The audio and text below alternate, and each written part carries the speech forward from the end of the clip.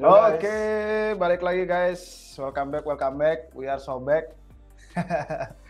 Buat teman-teman yang baru join atau yang nonton streaming ulang, nanti bisa lihat ada timestamp-nya di bawah apa aja yang kita bahas di live stream kali ini. Dan teman-teman yang udah join, ada di waiting room, silahkan share pertanyaan kalian. Kalian pengen nanya-nanya apa seputar market? Karena minggu ini tuh bisa dibilang sangat seru ya, dari segi volatilitas. Seru maksudnya ini, serunya kan banyak ya, ada serunya itu ya. Kalau naik seru, turun juga seru juga gitu. Jadi buat yang mau sharing-sharing atau nanya-nanya, silahkan langsung di kolom komentar. Oke, kita sambil setting-setting audio dulu guys. Sama Komen kita juga. ngecek soalnya ini kok komentarnya kayak tidak muncul ya. Iya, kita lagi ada beberapa setting device dulu dan kita share-share juga. Jadi komen dulu ya guys. Yes, Ini kalau sebenarnya udah ada Twitter, pertanyaan ini kalau dari Telegram masuk di sini berarti ya. nih udah ada beberapa pertanyaan Live. dari YouTube. 20 nonton. Ini Halo, kayak gara-gara Min. tadi Halo. disuruh login ulang tuh, ada notifnya. Tuh activate chat. Guys, by the way kita lagi setting ini ya. Oh ya, ini udah masuk. aplikasinya dulu. Coba dibacain Soalnya- dulu aja beliau di. Soalnya komennya belum kelihatan nih. Tapi aku sambil bacain dulu ya beberapa komen teman-teman yang udah masuk nih di YouTube. Halo Min dari Anubis. Wah, ini udah pertama ini nungguin nih. Thank you Bang Anubis ya. Halo Min, yang bikin harganya kayak tangga merah ini apa Bang? Tangga merah ya. Beli in case di 2026 beneran ada likuiditas besar mengguyur market. Tetapi kalau BTC terlanjur jatuh ke bawah 80.000 dan sentimennya negatif, apakah sentimennya masih bisa balik ke bullish? Oke, 80k ya artinya yang dipantau itu tadi ya. Banyak yang bilang monad physician karena melihat dari tokenomiknya, apakah benar seperti itu? Oke, menarik, nanti mungkin kita bakal bahas juga nih. Karena udah share tokenomik juga. Bang, apakah BTC masih bisa balik KTH? Berhasil. Oke, Oke, sudah berhasil. Oke, udah kelihatan di aplikasi kita komen-komenannya. Ini dari ini ya, maafin ya. Oke. Oh iya, yang nggak kelihatan di sini udah aku bacain tadi, Bli. Aman. Aman. Oke. BTC masih bisa balik ATH. Minggu depan lebih seru gak sih? Yang bikin harganya kayak tangga merah ini apa Bang? Oke. Jadi masih penasaran yang buat harga sehancur ini ya. Guys, sehancur ini ya untuk minggu ini. Bear market nggak Bli? Oke, bear market nggak? Mari kita coba lihat ya sekarang. Siklus bear market dimulai bulan 12 2025. Wow. Kok tahu Min gitu? Beli MACD, monthly, BTC udah dead cross. Valid bear market kayaknya Beli. Oke. Wah, ini sentimennya Sarapan udah saya itu. gimana Beli? McD sarapan saya. Ini rata-rata dari pertanyaan sekarang mungkin dari audiens yang hadir hari ini ya, yang udah join, rata-rata kayak putus asa, ini sudah bear Beli gitu. Coba deh kalian komen-komen lagi guys, menurut kalian gimana dari kondisi market akhir-akhir ini? Soalnya kan kita udah menyentuh di bawah 100.000 ya, dan itu sangat iya, itu angka psikologi soalnya 100k itu. Jadi ini udah di bawahnya, sekarang levelnya di 96 sekian, kemarin sempat ke 94. Jadi ya wajar lah. Pasti banyak yang putus asa juga, ini udah bear. Jadi coba deh kita lihat bareng-bareng di sini ya guys. Tips untuk yang pegang spot BTC gimana Bang? CL lalu masuk lagi di 70 ribuan atau gimana? Oke, menarik. Ini menarik. Karena spot kan, kita bicara spot. Karena spot, kita bicara spot. Jadi, gimana Bli? Kita lanjut dulu. Udah semua kok udah berhasil. Oke. Udah bisa open cam kita. Jangan lupa bikin disclaimer di awal Bang, ada polisi baru di YouTube. Oh iya. Dari dulu udah disclaimer kok. Jadi kalau misalkan kalian udah nontonin video Rupiah dari awal sejak kita bikin channel tuh selalu ada disclaimernya. Pokoknya intinya kita tuh bukan penasihat keuangan gitu kan. Kita tuh cuma ngasih informasi, entertainment. Dan dari dulu selalu tips yang paling kita kasih tahu itu adalah investasi terpenting tuh leher ke atas gitu kan. Jadi kita tuh ngasih data, ngasih info, tapi setiap kali kalian pengen ngambil keputusan untuk jual, beli, investasi segala macam itu ya kembali ke diri kalian sendiri gitu. Kalau kalian sadar pasti di setiap video RR itu intronya ada disclaimer-nya. Cuman karena ini live stream ya kita nggak bisa ngasih lihat tampilan layarnya itu. Tapi kalau kalian buka di website kita rapikrupiah.com tuh ada tulisannya bahwa kita nggak bertanggung jawab atas ketergantungan kalian dengan konten apapun yang kita bikin karena tetap investasi itu keputusan pribadi gitu. Jadi disclaimer itu udah selalu ada. Oke, kalau di setiap video sih udah ada. Oh, ini mungkin yang dimaksudnya ini, nih di live jarang keluar tuh disclaimer. Saya bilang tadi deh. Oke, disclaimer ya guys. Sama seperti video-video kita yang lainnya, kita selalu disclaimer. Tetap Dior dan NFA. Oke, jadi mau jawab dari pertanyaan yang mana dulu nih? Dari rata-rata sih tentang market. Overall kenapa turun, habis itu ada tadi yang bilang udah di bawah level MACD, level pantauannya di 80K, habis itu ada yang nunggu di 70 ribuan juga.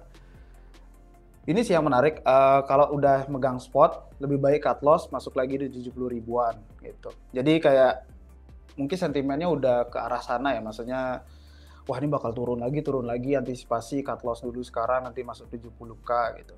Itu sih yang menarik karena ini kan spot ya gitu, bukan future, beda. Ini gimana cara show-nya ya?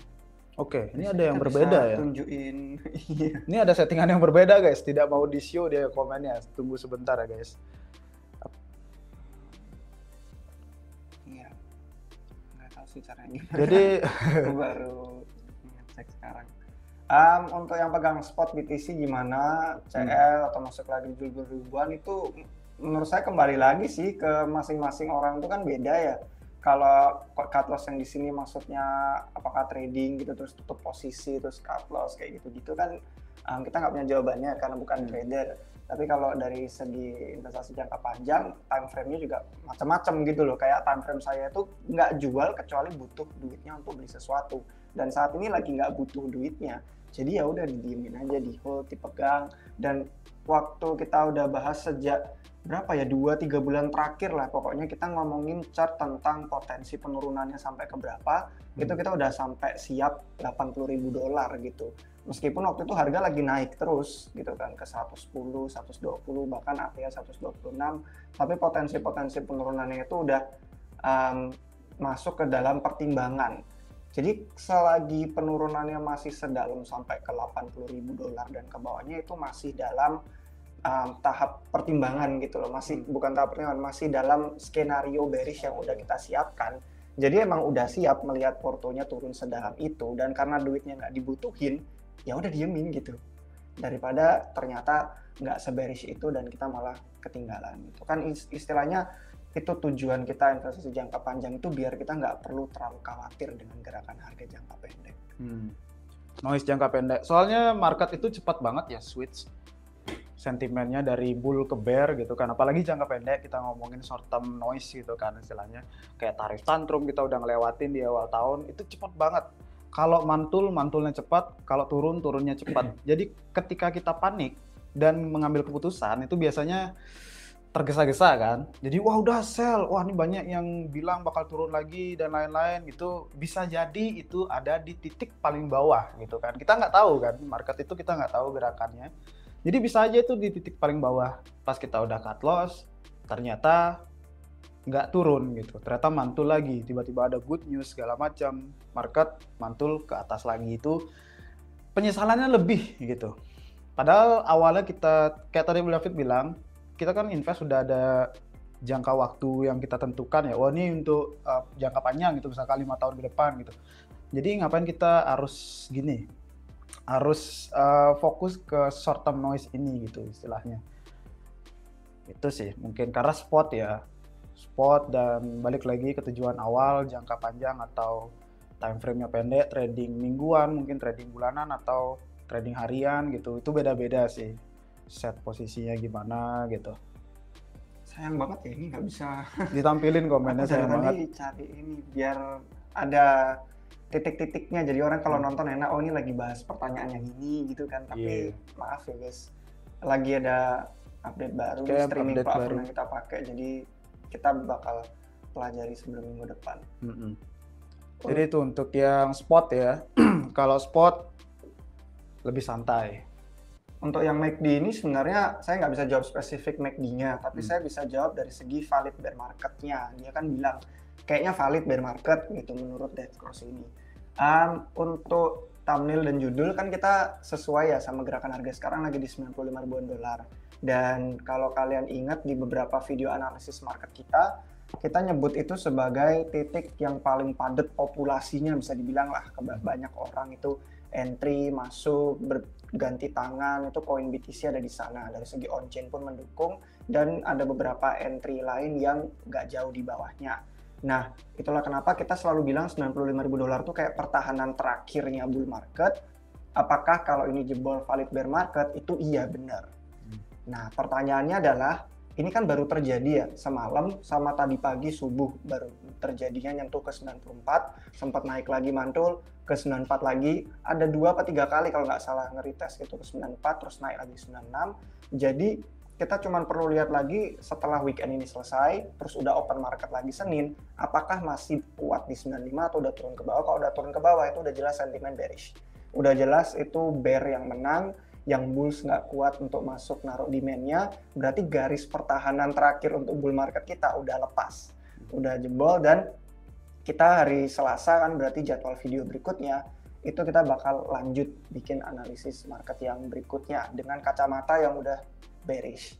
Tapi kalau misalkan kita masih ngelihat harga di sini itu bisa recover kuat, bisa mantul kuat, kayak tadi ada beberapa komen di bawah, kayak sentimen ini udah extreme fear banget. Terus kalau kita mikir likuidasi sampai ke 70 ribu, itu justru nggak make sense karena tinggal nunggu katalis minggu ini bakal rebound. Menurut saya katalisnya pun bahkan ada di struktur derivatifnya itu sendiri. Kalau orang udah terlalu yakin, wah udah nih bearish turun nih ke 70-60, semuanya nge-short, sekali ada gerakan harga yang arahnya berlawanan, itu kena short squeeze.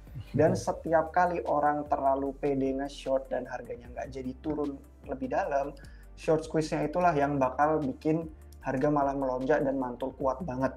Jadi itu yang bakal kita pantau, bener-bener nih garis pertahanan terakhir kita lagi di 95 ribu dolar, jadi tinggal lihat aja apakah kuat atau enggak. Kalau enggak ya nanti kita bakal cek beberapa level di bawahnya gitu. Ini masih dalam skenario yang udah sering kita share ya di chart di YouTube, chart di Twitter. Itu kalau misalkan kalian sering nonton video-video terakhir sama baca beberapa tweet dan chart on-chain yang kita sharing di Twitter, itu masih dalam skenario-skenario yang belum mengejutkan gitu. Oke, ini mungkin menarik nih. Gimana caranya nih? Oh ini. Oke, ini mungkin menarik ya karena David tadi bilang posisi dari leverage-nya sendiri kan, gitu, feature-nya sendiri. Di mana sentimen tuh udah rata kanan, extreme fear ya bisa dibilang. Sekarang kan kalau dari hari ini per hari ini tuh kita berada di level 10 indeksnya extreme fear. Itu jarang banget kita temui di akhir-akhir ini ya, sampai di angka 10 extreme fear itu benar-benar orang-orang itu benar-benar ketakutan. Itu berasa kayak di bear market 2022 itu udah biasa banget kita lihat kayak level angka 10, 15 itu kita masih di sekitaran itu aja extreme fear. Dan sekarang kita jarang-jarang banget nemuin ini di bull market kan, extreme fear. Jadi kalau kita lihat dari sini kebanyakan orang long apa short gitu jadinya. Kayak David bilang tadi, kalau sekarang dari posisi ini kita kan lihat banyak banget nih yang short gitu kan.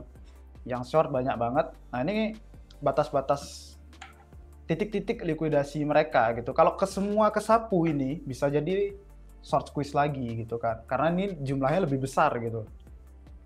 Jumlahnya lebih besar. Jadi orang-orang sekarang wah udah nih bear saatnya nge-short gitu. Jadi kalau ini kesapu, wah udah short squeeze lagi bisa gitu.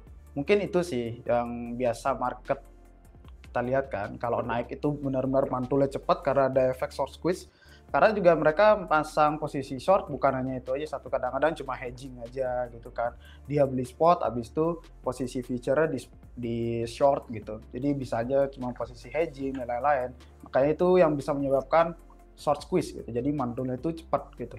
Kena likuidasi orang-orang yang kena likuidasi dia beli spot lagi untuk hedging gitu. Jadi short squeeze makin tinggi jadinya. Keperes dia. Sus gitu. Mungkin itu yang bisa diperhatikan ya kalau pantulan-pantulan seperti itu. Dan sentimen sekarang memang benar extreme fear level 10. Ini yang dikomen sama Unlimited Strategi juga. Market lagi nggak jelas, sepertinya kalau banyak yang short, market akan naik. Ya, itu dia yang barusan kita bahas. Tapi kalau malah yang long menang, harga akan lebih dalam ke bawah. Ya pokoknya gerakan-gerakan harga yang mengejutkan lah yang bakal melikuidasi posisi. Karena biasanya trader, kalau udah kepedean, dia tuh bayar preminya tinggi pun dibela-belain. Jadi itulah yang akan melahap posisi-posisi yang kepedean. Kalau biasanya sentimen lagi bullish banget, extreme greed, ini kebalik guys. Itu banyak banget yang ngelong gitu. Banyak banget yang ngelong. Biasanya kalau kalian sering mantauin ini ya, chart ini ya, liquidation map ini, mungkin kalian bisa lihat itu psikologi orang tuh lagi berada di mana gitu. Dan biasanya kan, ya kan ada katanya rumor-rumornya exchange nyari fee juga kan, nyari fee, habis itu nyari likuidasi juga. Biasanya sapu atas bawah kalau ada event-event makro juga kan. Kalian bisa mantaunya lewat seperti ini guys. Gitu. Danaku 9518, dia tanya BTC, oh nggak ngasih tahu deh. BTC OG sell banyak banget beli, dan US market juga, Coinbase Premium Index negatif udah beberapa minggu ini. Untuk yang BTC OG sell banyak, itu yang kita share di live stream minggu lalu. Jadi seperti yang kita lihat di tweet RR yang ini, sama ntar ada satu lagi. Nah ini dia. Jadi ini adalah topik yang kita bahas ya di live stream minggu lalu tentang banyaknya OG Bitcoin yang sell dan ada istilahnya dibilang kayak lagi IPO. Dan inilah yang menjelaskan beberapa tekanan jual yang udah kita lihat di siklus ini. Bukan cuma tahun ini aja, tapi juga di tahun lalu pun ada. Dan kalau misalkan kalian mau membandingkan, itu bahkan kita udah bilang waktu kapan ini? Oktober itu ya. Jadi ada banyak banget kan skenario bullish, ada banyak banget berita-berita kayak opium bagus banget gitu. Cuman untuk dari segi skenario bearishnya pun kita udah ngelihat titik-titik koreksi yang dalam yang sama aja kayak beberapa yang udah pernah kita lalui. Kalau tahun lalu di Agustus 2024 itu ada yen carry trade. Kalau di April 2025 ini itu ada tarif tantrum. Dan itu semua koreksinya jauh lebih dalam daripada gerakan harga Bitcoin sekarang. Bitcoin dari ATH-nya yang 126.000 itu, kalau misalkan turun ke $80.000 yang udah sering kita bahas sebagai true market mean-nya on-chain, terus itu rata-rata cost basis, jadi investor boomer yang beli dari BlackRock masuk ETF itu di 83.000, itu rata-rata gerakan harga yang baru sama kayak yang terjadi di yen carry trade tahun lalu sama tarif tantrum April 2025 ini. Jadi kalau misalkan kita ngeliat gerakan harganya, itu bener-bener beda ya sama siklus-siklus yang sebelumnya. Kalau sebelumnya itu kita naiknya berapa persen, turunnya 70%, naik berapa persen, turunnya 50%, 60%. Bener-bener penurunan harga yang langsung boom, langsung bust. Jadi udah terbentuk bubble, gelembungnya udah gede, pecah, langsung bear market. Karena penurunannya drastis banget. Di siklus ini kita belum pernah ngelihat penurunan harga yang lebih dari 32%. Belum pernah, itu kecil banget. Jadi kalau dibandingin sama siklus-siklus sebelumnya, bear marketnya lebih ketara, jelas banget kelihatan. Makanya ini udah pecah nih bubble-nya gitu kan. Semua orang yang posisi leverage-nya terlalu berisiko, yang terlalu digen, semua pada mati, pada gulung tikar. Makanya kita ngelihat efek domino kayak tahun 2021. Jadi kalau sekarang kita lihat itu penurunan harganya kayak mini bear. Makanya kalau kalian ngeliat di chart yang biasanya boom langsung bust, sekarang tuh kayak naik dikit koreksi, naik dikit konsolidasi, naik dikit turun, retest lagi. Sama halnya dengan beberapa data on-chain lain yang memperlihatkan kalau biasanya itu ekspansinya gede ke atas, gede ke bawah, sekarang tuh kayak lebih ke kompres gitu loh. Gerakan harganya lebih stabil, lebih ke kompres, makanya gerakan harga sekarang meskipun dirasa kayak parah banget, itu nggak kayak di siklus-siklus sebelumnya, siklus-siklus bull market yang harusnya kalau separah koreksi tahun lalu yen carry trade sama separah tarif tantrum April tahun ini, harusnya Bitcoin sekarang udah di 85 ribuan dolar. Nyatanya belum. Dan kalaupun ternyata garis pertahanan 95.000 ini jebol, terus kita turun ke entry-nya ETF di 83, terus turun lagi lebih rendah ke rata-rata on-chain, itu namanya true market mean, itu 80.000. Nah, barulah kita bisa bilang, oke, ini koreksinya lebih parah daripada yang terjadi di tahun lalu pas yen carry trade sama tarif tantrum tahun ini. Jadi di siklus ini benar-benar penurunan harganya tuh 30%, 20%, 10%, 15%, kecil-kecil banget. Makanya bisa dibilang kayak mini bull, mini bear, mini bull, mini bear, mini bull, mini bear, terkompres gitu loh. Kalau dulu bener-bener naiknya bullnya gede banget, bubble-nya gede banget, pecah di atas, langsung turun drastis, jebol semua, hancur, efek domino, berdarah kemana-mana gitu. Jadi makanya alasan kenapa masih santai meskipun gerakan harganya seperti ini juga ya karena skenario-skenario itu sudah masuk ke dalam pertimbangan kita. Jadi sudah dari beberapa bulan terakhir itu kita siap kalau mau beli Bitcoin di atas $100.000 harus siap harganya bakal menjemput titik $80.000 kalau bearsnya lebih kuat daripada bullsnya. Nanti kita bakal ngasih lihat beberapa chart di sini karena saya udah siapin beberapa metrik on chain kayak dari segi holdernya, terus kayak siapa aja yang hidup lagi yang jual, terus sama beberapa pantauan ke depan. Siapa tahu kalian nggak sabar nungguin video hari Selasa. Nah, ada chart yang bisa nanti kalian cek sendiri. Siapa tahu kalian mungkin lagi nggak touch grass karena punya posisi yang pengen dipantau. Ya ini bisa jadi referensi. Nanti kita bakal lihat satu persatu sesuai pertanyaan-pertanyaannya. Oke, ini menarik ini. Portomu gimana bang pembagiannya? Spot berapa persen? Kok bisa nyantai? Nah ini menarik. Kalau saya pribadi untuk saat ini spot semuanya, spot only, dan saya tuh jarang banget nyentuh leverage kalau nggak ada event-event tertentu, kalau nggak gabut banget gitu, cuman pengen aja hiburan-hiburan kecil, dan itu pun biasanya kecil banget alokasinya dari keseluruhan porto saya pribadi ya, itu jarang banget nyentuh future. Biasanya spot only dan itu udah DCA dari 2022 juga, jadi santai-santai aja, belum pernah jual besar-besaran. Jadi masih santai karena istilahnya karena udah dari lama gitu kan, nggak ada minus dan lain sebagainya gitu kan, jadi tetap santai aja. Kalau kita zoom out, coba aja kalian lihat di layar, kalau kita zoom out itu kita masih gerakannya tren ke atas juga kan gitu, masih tren naik gitu, belum yang jebol banget sampai balik lagi kayak ke bear market sebelumnya. Jadi itulah kuncinya DCA gitu. Kalau kalian mau santai ya DCA spot only gitu. Jadi udah nentuin time frame, oh ini emang rencananya jangka panjang. Ya udah. Kalau mau trading tentuin lagi berapa persen, mau berapa persen dari total portofolio kalian mau masukin trading. Tradingnya itu trading spot atau trading future. Misalkan itu kecilin banget alokasinya. Anggap aja itu untuk pembelajaran, untuk ya hiburan aja gitu. Kayak istilahnya kayak nyari beli kopi gitu istilahnya kan ada orang-orang, atau nyari beli makan gitu. Jadi itulah pentingnya manajemen portofolio. Usahakan itu kecil banget. Kalau kalian udah biasa, udah disiplin dengan hal itu, pasti hidupnya lebih tenang. Karena apa? Misalkan kalau kalian trading future gitu kan, kalian wah nih aku pengen belajar nih tuh trading gitu. Aku pengen belajar nih biar pernah gitu trading future dan lain-lain karena aku pengen jadi full time trader nantinya. Ya udah silahkan, tapi usahakan dengan alokasi yang kecil dulu gitu. Biar kalian terbiasa manage emosinya gitu. Kalau kalian hilang semuanya itu dari portofolio trading, masih bisa santai gitu kan hidupnya. Yang spot ada gitu. Sebagian besar gitu kok trader itu misahin portofolio mereka. Nggak mungkin semuanya all in di trading aja gitu. Jadi realistis kayak itu hitungannya. Sama juga kayak halnya kita ingin belajar Web3. Kalau saya juga dulu belajar Web3, baru terjun di Web3, di DeFi khususnya, pasti itu butuh modal juga kan, karena udah di mainnet gitu.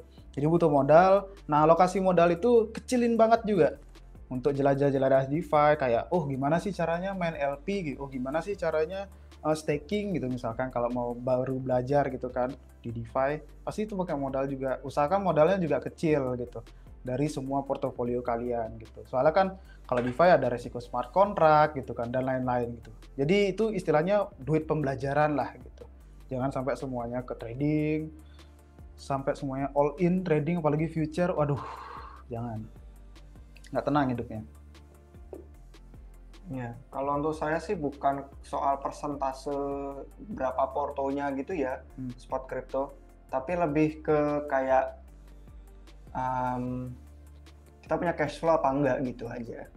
Karena untuk orang yang cash flow-nya sehat, mau portofolionya itu spot di kripto 100%, dia cash flow-nya sehat. Jadi apapun yang dia butuhkan di hidup, itu ada di luar dari kripto. Jadi kripto bener-bener aset untuk didiamkan, diinvestasikan, Kalau misalkan ada profit dia baru jual, tapi kalau nggak ada profit itu bukan kebutuhan sehari-harinya. Jadi nggak apa-apa 100%, asalkan cash flow-nya sehat. Sedangkan untuk orang yang mungkin cash flow-nya masih tergantung sama kripto, mungkin 20% tergantung sama kripto, atau setengah hidupnya tergantung sama kripto, kayak setengah penghasilan kerja, setengahnya kripto, ya itu berarti harus dikurangi, jangan 100%. Artinya dia harus menyesuaikan lagi sama kemungkinan kalau misalkan aset yang dia masukin entry sekarang mungkin nggak bakal balik modal lagi sampai 6 bulan ke depan gitu. Istilahnya punya buffer apa enggak. Ini sebenarnya kembali ke finance dasar sih, kayak keuangan dasar, gimana cara kalian ngelola duit, apakah kalian siap gitu kan punya tabungan kalau 6 bulan katakanlah amit-amit musibah tidak punya pekerjaan, tidak punya penghasilan, tidak punya pendapatan selama 6 bulan ke depan, bisa survive apa enggak? Kalau nggak bisa survive, ya berarti duitnya jangan dipakai untuk masuk ke aset yang volatil gitu. Jadi lebih ke kayak sesuaikan sama keuangan pribadi di luar dari kripto. Jadi nggak masalah 100% spot kripto kalau cash flow-nya sehat. True, cash flow untuk makan sehari-hari. Tadi ada pertanyaan bagus, mana tadi ya? Oke, mana itu? Nih, oleh Giovanni Luffy 6228. Katanya Bloomberg bilang bisa turun sampai 50%. Coba dibahas, bro. Thank you. Penurunan 50% dari all time high itu berarti ke 63 ribuan dolar. Itu kurang lebih nggak jauh dari titik yang ini, realized price. Jadi 50, ya di atasnya realized price lah.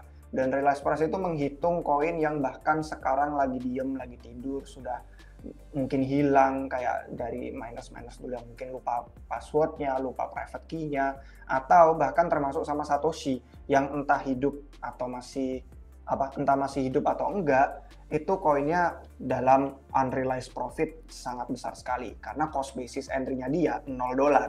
Jadi ini menghitung semua itu. Dan kalau misalkan kita mau ngelihat harga sampai turun ke sana, ya menurut saya itu mungkin cuma bagian dari clickbait atau headline news saja untuk asik-asikan seru-seruan mereka bahas. Karena kalau misalkan kita ngelihat dari titik true mean price-nya aja untuk beberapa investor yang memang benar-benar aktif gitu kan, dan mereka punya apa ya istilahnya kayak di data on-chain itu kalian bisa ngeliat momentumnya, apakah orang ini jual beli, apakah berganti tangan, apakah koinnya cuma diem aja, apakah disimpan di hardware wallet, apakah di exchange, apa di mana, itu semua bisa dilihat dari segi data on-chain. Dan kalau misalkan kita sudah nyentuh ke data seperti ini dibarengin sama entry-entry tempat Michael Saylor beli, sama treasury digital aset yang lain-lainnya juga, entah Metaplanet atau nama-nama perusahaan lain. Dan itu artinya MNAV mereka premiumnya bakal kekompres. Artinya mereka nggak bakal bisa raise utang untuk beli Bitcoin lebih banyak lagi. Pertanyaannya, mereka bakal cari duit dari mana, atau mereka bakal jual tabungan Bitcoinnya untuk nutup, karena biasanya mandat untuk perusahaan-perusahaan corporate itu sahamnya, bukan tabungannya. Pasti yang diutamakan saham, harga saham, dan itulah kenapa bisa dibilang kejadian-kejadian untuk perusahaan treasury yang kecil itu biasanya bakal lebih memilih untuk ngejual isi tabungan BTC mereka untuk nutup harga dan mendukung biar harga sahamnya nggak turun. Karena ada stakeholder saham yang mereka mandatnya itu lebih diprioritaskan. Bukan ngomongin Michael Saylor dan strategi, kita ngomongin yang kecil-kecil, yang manajemen risikonya nggak sebagus Saylor. Itu, terus sama ETF. Jadi BlackRock, salesnya semua orang yang pada keliling ke seluruh dunia ngomongin Bitcoin itu bagus, emas digital, entry-nya juga di situ 83.000. Michael Saylor juga di sekitaran situ. Terus dari segi on-chain pun orang-orang beli spot itu rata-rata juga pada di situ. Jadi akhirnya kalau misalkan kita ngelihat sudah masuk ke sana, itu ada banyak titik di mana orang udah mulai ngerasa nggak make sense kita jual di harga segini lagi. Ini harga-harga tempat orang-orang beli berapa tahun lalu, kenapa saya nggak beli lagi sekarang dikasih kesempatan yang sama. Jadi justru udah berubah psikologinya. Udah bukan ngerasa kayak takut nangkep pisau jatuh, tapi lebih ke kayak, wah ini sama aja dong kayak aku memutar waktu, time travel. Sering kan kalian lihat konten-konten di TikTok. Bayangkan kalian beli Bitcoin di harga sekian, nah ini kalian bisa beli lagi di harga ETF baru launching. Jadi ya nggak pas banget sih, karena kan orang-orang DCA ya, ada yang beli di atas, ada yang turun. Tapi secara rata-rata lah, cost basis entry-nya gitu. Jadi ya Michael Saylor, ETF, spot on-chain, volume, semua pada beratnya di sana. Artinya, kalau orang-orang masih bisa berpikir Bitcoin itu bagus, masih ada value-nya, fundamentalnya nggak berubah, demand-nya tetap konstan ada, ya itulah titik yang kita bisa lebih merasa yakin, ya saya sih nggak mau ketinggalan untuk masuk di sini. Kalau udah di harga $80.000, saya nggak bakal pasang jaring lagi di 75 atau berapa, lebih milih DCA langsung. Oh ini udah saatnya DCA nih. Jadi kalau DCA itu kan rutin ya, besoknya turun lagi, dapat lagi, besoknya lebih mahal, ya udah masuk kita nggak ketinggalan gitu loh. Jadi itu menurut saya sih true market mean dan cost basis semua itu bakal jadi titik yang menarik karena itu titik bottom yang kita temuin waktu konsolidasi kemarin di tahun 2024 sama pas tarif tantrum 2025. Ya sekarang harganya sih udah beda, jadi nggak sama persis, cuman dari segi penurunan harga dan dari segi kekuatan pasarnya kurang lebih di situ semua, bener-bener di atasnya true mean price ya kan. Ini di atasnya true mean price persis, langsung recover, nggak langsung sih, beberapa bulan, tapi sideways-nya dia udah langsung di atas, dan short term holder cost basis harus ditahan biar dia bisa bener-bener momentumnya bullish. Sama dengan waktu tarif tantrum tahun ini, dia bahkan lebih jauh lagi di atasnya true mean price, karena ya mungkin strukturnya lebih kuat lagi, Trump udah menjabat, dan semua orang lebih positif dan optimis daripada tahun lalu, jadi akhirnya ya udahlah, dia bisa dibilang lebih cepat recover, meskipun sama aja tetap makan waktu sideways beberapa bulan. Jadi menurut saya ini udah kayak untuk di siklus modern ini ya, dia lebih kuat daripada kalau di siklus-siklus sebelumnya yang boom and bust ya mungkin gampang untuk ini langsung jebol. Jadi menurut saya sih 50% dari ATH itu kemungkinannya bener-bener yang skenario paling bearish-bearishnya banget, kayak 3%, 5% kemungkinan ke realized price $60.000 itu. Nanti kita bisa ngelihat lagi yang lebih kayak dari beberapa POV lain, tapi ya itu jawaban untuk yang Bloomberg. Ya, lebih ke clickbait juga sih. Namun soalnya Iya, itu bagus. asik gitu. Headline, butuh headline guys gitu. Kan istilahnya orang kayak dulu udah pernah kok minus 50, masa sekarang nggak minus 50% ya kan. Jadi kayak gini sih, Bli, kalau kita mau buat clickbait ya, kita bisa bilang turun 50%. Di sini kan ada nih realized price-nya di 50 ribuan gitu. Habis itu kita bilang bisa turun gitu. Karena apa? Karena ini gitu. Ya udah sesimpel itu jadinya gitu. Ya itulah kenapa kalau misalkan kita mau banding-bandingin sama siklus yang sebelumnya ya, itu biasanya ada banyak banget konteks yang dilupakan orang gitu kan. Konteksnya adalah ukuran pasar Bitcoin sekarang udah ratusan ribuan kali lipat besarnya gitu kan dari segi market. Terus yang kedua pembeli dan yang transaksi, yang transfer itu semua juga udah beda gitu kan, kelompok-kelompoknya, entitasnya gitu. Jadi makanya kalau nggak mengikuti konteks bener-bener cuma tarik-tarik garis aja, kita bakal ngelihat nih garis yang paling atas top, garis paling bawah bottom gitu. Karena itu yang sudah terjadi sebelum-sebelumnya gitu. Sedangkan kalau misalkan kita ngelihat sudah semakin modern siklusnya, ini kan full history ya, kita ngeliat aja ke cycle keempat gitu kan, mulai dari 2019, itu udah mulai beda lagi gitu kan. Bahkan 2017 sama 2021 aja beda. 2017-nya lebih boom and bust, 2017-nya itu lebih kayak sekarang, dia kayak perlahan, tetap boom and bust, cuman perlahan waktunya ke atas. Sedangkan 2021 itu lebih kayak langsung ngebut, cepet gitu, dan akselerasinya itu bener-bener kayak orang lagi naik roller coaster gitu loh, nyari adrenalin banget gitu. Jadi 2017 beda, 2021 beda, dan yang siklus ini pun lebih berbeda lagi. Jadi kalau misalkan kalian pengen cari referensi lebih lanjut, itu di channel YouTube-nya RR ada banyak dari playlist on-chain, sama dari playlist, sebenarnya playlistnya on-chain aja sih. Cuman kalau Pak pengen kata kunci itu 4 tahunan kalau nggak salah. Ya ini dia, siklus 4 tahunan, ini ada data-data bandingin sama siklus sebelumnya gitu. Sebenarnya ada juga sih chart yang saya mau liatin nanti kalau pengen dikomparasi ya, kan biasanya orang-orang komparasi tuh. Oke, kalau 2017 tanda topnya begini sinyalnya, 2021 sinyal udah top begini. Kalau sekarang udah mirip belum sinyal topnya, itu juga ada sih beberapa chartnya. Nanti mungkin kita bisa lihat kalau yang tertarik. Ya, itu kalau di on-chain kan beberapa indikator banyak tuh, Bli, yang menandakan top dari sebelum-sebelumnya. Itu banyak soalnya. Jadi ya bisa dilihat kalau kalian ingin tahu, nanti kalian tinggal komen aja. Bli, liatin dong indikator top gitu dari segi on-chain gitu. Beberapa banyak soalnya. Oke, kita lanjut dulu. 75 dulu biar masih semua gara-gara tarif konyol. Nah, tarif lagi. Perak dulu. Bisa pangkeras di Desember kalau ada interest cut dan stop QT. Bahas juga terkait short term holder atau apa? STH ada istilahnya di makro. Soalnya pertanyaannya makro. Iya.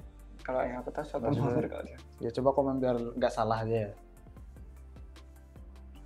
Om keras Desember. Soalnya sekarang kan biasa ya masih ambigu kan, kemarin itu terakhir The Fed masih ambigu, bakal ada cut atau enggak lagi, masih 50-50. Kalau kita lihat dari CME pun juga sekarang turun terus dia, yang kemarin udah kayak pasti banget bakal cut rate gitu kan sentimennya, dan sekarang turun. Terakhir aku lihat kemarin itu kalau nggak salah di angka 55% apa udah turun lagi. Jadi kayak 50-50 bakal cut atau enggak di Desember ini. Soalnya kelihatan kemarin tuh kayak tidak dovish ya wacananya. Lebih pesimis jadi untuk cut rate.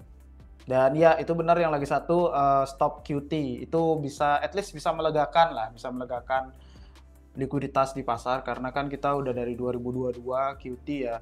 Dan akhirnya berakhir di awal Desember nanti. Jadi itu at least membantu, at least sangat membantu walaupun tidak QE. Gitu, walaupun tidak QE. Jadi itu menarik untuk dipantau level-level itu juga. Bukan artinya banyak kemarin soalnya, wah ini akhir QT ini bear gitu, nggak kayak gitu, nggak sesimpel itu sih. Jadi Gun Cahyo, beli ikutan presale Monat nggak? Kalau ikut boleh diinfo ikut porsi kecil, sedang atau besar, porsi paling minimum kalau saya. Karena udah jadi early stakeholder, jadi biar ngasih opportunity untuk yang lainnya juga. Ya, dan pasti itu bakal rebutan juga sih. Ya, jadi kayaknya YouTube pun nggak kayak pasti dapet gitu. Iya. Tergantung sama oversubscribe-nya seberapa gede.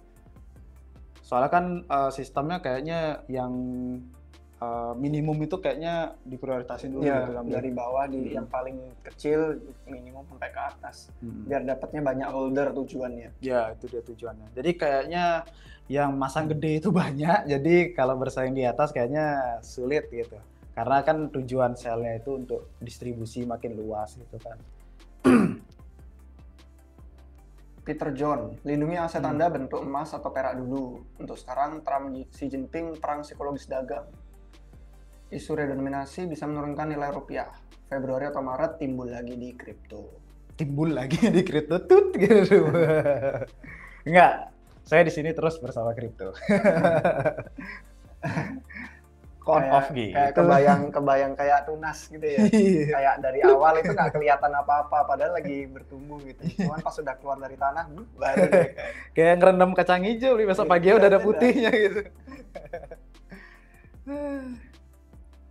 Oke, tadi coba cek funding rate Bang. Itu biasanya ada tanda bottom dan bakal rebound kalau funding negatif. Iya, tadi sempat disinggung juga ya pas kita ngeliatin koin gelas itu. Tapi belum sempat ngeliat dari funding rate-nya langsung. Coba Bang cek Baron Trump, long apa short, ikutin dia aja ya. Masalahnya nggak bisa beneran ikut gitu. Karena kalau misalkan dia apa ya istilahnya, kalau cuma main-main itu pasti cuma asetnya kecil, terus dia bikin akun baru. Belum dia kalau ganti akun atau kadang ngecoh orang gitu, kayak nggak mungkin dia bakal ngasih informasi semudah itu. Iya, nggak mungkin. Jadi jangan mudah dipercaya kayak begituannya. Ada malah gocek atau kalau untuk seru-seruan sih nggak apa-apa, lucu untuk jadi konten, jadi berita gitu memang lucu menurut saya. Cuman kalau untuk diikutin terus ya se-insidernya apapun dia, menurut saya dia nggak sekonyol itu untuk langsung ngasih tahu nih lo bapakku bakal ngumumin ini gitu. Nggak guys. Kalau kayak gitu terus sih, wah gampang banget dilacaknya dia. Jangan sih ngikutin kayak gitu ya, apalagi kemarin pas awal-awal James Wynn tuh banyak banget kan tuh heboh banget.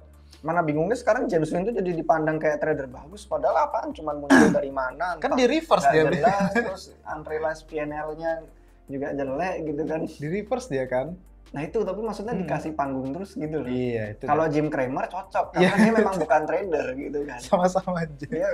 Dia ada mukanya, dia muncul ada mimik, ekspresi, jadi kayak hiburan. Tapi kalau James Wynn kan gitu loh. Kesannya jadi kayak ngasih panggung trader gaje.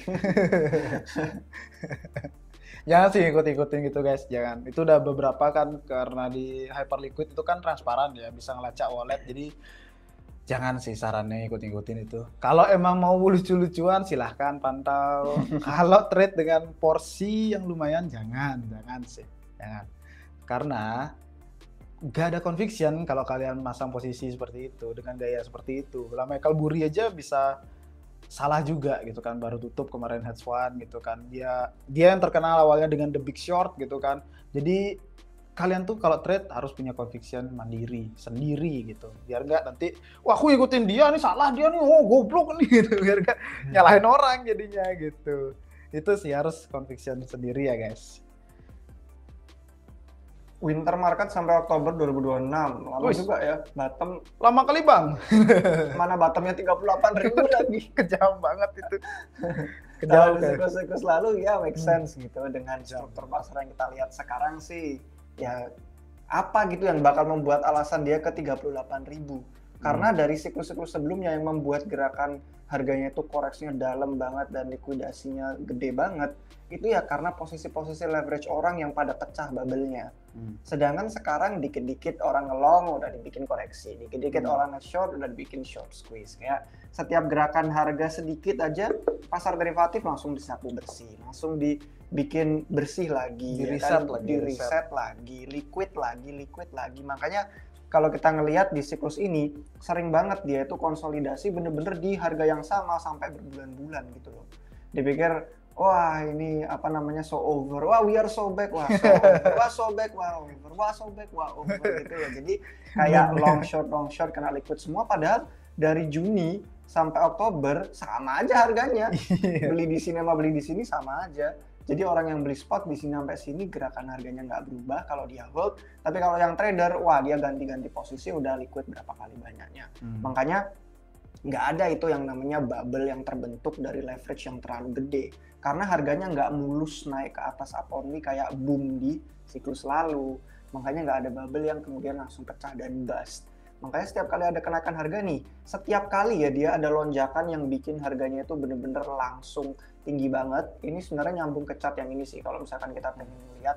Karena yang di sini itu kelihatan banget misalkan dari siklus ini aja deh. Jadi ini bear market ya 2022, FTX apa segala macam kolaps di sini. Mulai masuknya di yang 2023. Nah yang di sini ini kalau misalkan kita ngelihat bener-bener setiap warnanya itu gelap, itu artinya ada banyak volume yang berpindah tangan, artinya ada banyak orang beli, jual, aktif, transaksi, dan di sanalah kita bisa melihat bentuk-bentuk demand. Makanya kalau misalkan harga turun masih di kisarannya sana, biasanya masih kuat.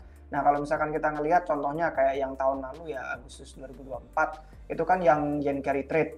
Nah ini bener-bener di sini yang pekat banget, karena disitulah tempat orang berganti tangan untuk yang dari beli di atas mungkin cut loss di bawah lepas dibeli sama orang yang percaya di sini, tapi dibeli di sini sama yang terlalu percaya langsung bakal ATH ternyata turun lagi lebih rendah daripada dia beli, akhirnya dijual lagi berganti tangan. Makanya pekat banget di sini, keisi dalam, dan setelah kita naik di sini kan warnanya terang nih karena lonjakannya langsung cepet banget ya. Nah lonjakan yang cepat dan nggak banyak volume akhirnya butuh diisi lagi. Dia turun harganya kemana? Harganya ke yang sini, yang pekat-pekat di sini ini, karena disitulah demand tempat orang udah aktif transaksi dan kebanyakan entry-nya mereka di sana. Jadi mereka peduli, nggak turun lebih dalam daripada entry waktu mereka beli tahun lalu. Dan ini tarif tantrum. Jadi ini yen carry trade, ini tarif tantrum. Ini dua koreksi yang menurut saya di siklus sekarang udah bisa nunjukin orang kalau perbedaannya adalah dulu boom and bust, sekarang ada mini bull, ada mini bear. Ada mini bull, ada mini bear. Ada mini bull, mungkinkah ini lanjut lagi cuma mini bear dan berhenti di true price langsung lanjut mini bull lagi? Ya itu yang bakal kita lihat, hanya waktu yang tahu. Kita bukan orang yang punya bola kristal untuk prediksi. Tapi intinya kita udah ngelihat ya berkali-kali setiap gerakan harganya itu langsung tinggi, melonjak dan nggak banyak volume, dia warnanya terang, itu pasti bakal dikunjungi. Karena itulah saat orang untuk bisa ngasih kesempatan. Nah ini bener-bener dari 40.000 langsung naiknya ke 70.000. Belum sempet aku beli di 50, beli di 60 belum sempet. Nah dikasih kesempatannya. Karena itu yang bikin struktur pasar jadi kuat. Istilahnya kayak kita kalau lagi naik tangga, kita langsung nge-skip. Kan ada memes-nya tuh. Kalau kita nge-skip, nanti biasanya level-level yang sebelumnya itu jadi nggak kuat gitu loh. harus ada tempat, oh di sini orang ada beli, di sini ada yang beli, ada yang beli, ada yang beli. Nanti kalau ada yang koreksi, oh aku yang beli di sini kemarin gitu kan. Oh aku yang di sini, aku di sini. Artinya setiap gerakan harga itu strukturnya didukung. Sama hal yang sedang terjadi sekarang, ini adalah air pocket yang gara-gara kemarin langsung terbang, di sini juga langsung terbang, makanya pekat langsung di sini semua banyak orang yang beli. Cuman ya memang kalau untungnya sih nggak segelap yang di bawah ya. Jadi waktu kemarin 126 pun orang nggak langsung berani banget beli di atas, makanya warnanya agak terang, lebih gelap pas sudah turun karena dipikir mereka ini kesempatan untuk buy the dip-nya. Tapi ternyata buy the dip-nya turun lebih dip lagi. Jadi ya kita bakal lihat apakah saat yang tepat. Kalau untuk saya sendiri sih misalkan ditanyain sekarang, karena 95.000 itu garis pertahanan terakhir bull, saya nggak bakal beli, nggak bakal jual.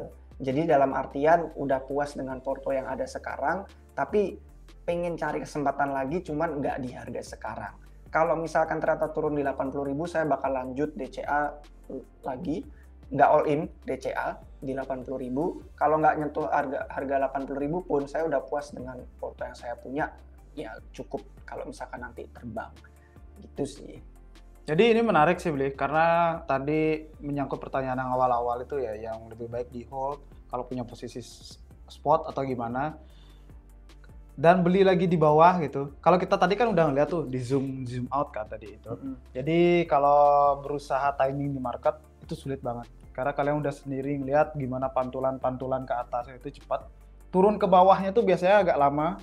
Turun ke bawah agak lama, naik turun, tapi bottom gitu terus. Tapi kalau udah sekalian naik, mantulnya itu lebih cepat. Jadi istilahnya sulit banget. Mustahil untuk timing the market gitu. Jadi emang balik lagi ya DCA. Kalau udah time frame-nya panjang untuk investasi ya silahkan lanjutkan gitu. Kalau iya tergantung lagi, balik lagi ke masing-masing kalian gitu. Jadi itu sih kalau kalian zoom out lagi deh marketnya coba. Kalau mau timing di market itu sulit banget. Karena kenaikannya itu sehari, 2 hari, seminggu tiba-tiba udah ATH baru bisa kayak gitu. Jadi itu sih sulitnya. Dan itulah perbedaan antara trader yang melihat time frame jangka pendek sama investor yang melihat time frame jangka panjang. Itu adalah kalau misalkan nih kita samakan yang ATH ini sama pucuk kemarin waktu Trump terpilih jadi presiden ya. Anggaplah kita beli di 100.000 akhir tahun kemarin sama di awal tahun ini kita beli di atas $100.000. Terus waktu tarif tantrum Februari Q2 itu kita mulai mengalami koreksi di sini. Itu kan pasti ada beberapa orang yang ngerasa, wah ini ternyata beli di pucuk nih, mendingan saya buy the dip-nya di 90 ribuan. Nah ternyata dari 90 ribuan itu sampai ke 75 ribu. Kalau misalkan kita beli di 90 ribuan ini dan mengalami koreksi ke 75 tapi belinya jangka panjang, pasti kita nggak peduli mau beli 95 atau 75, tetap harganya baliknya ke 122. Gitu. Kenaikan harganya memang nggak setinggi dari 70 ke 122. Karena 70-122 itu bener-bener hampir 2 kali lipat gitu kan. Tapi dari 95 ke sini pun udah tetap portonya hijau. Jadi cuman beda selisih berapa bulan, Februari, Maret, April, selisih 2 bulan aja gitu kan. Itu tetap kembali lagi ke titik yang ini kalau ngomongin dalam asumsinya kita masih bullish momentum ya. Jadi itulah perbedaannya time frame. Kalau trader pasti tetap pengen carinya yang paling optimal gitu kan. Daripada 95 ya carinya 75 gitu.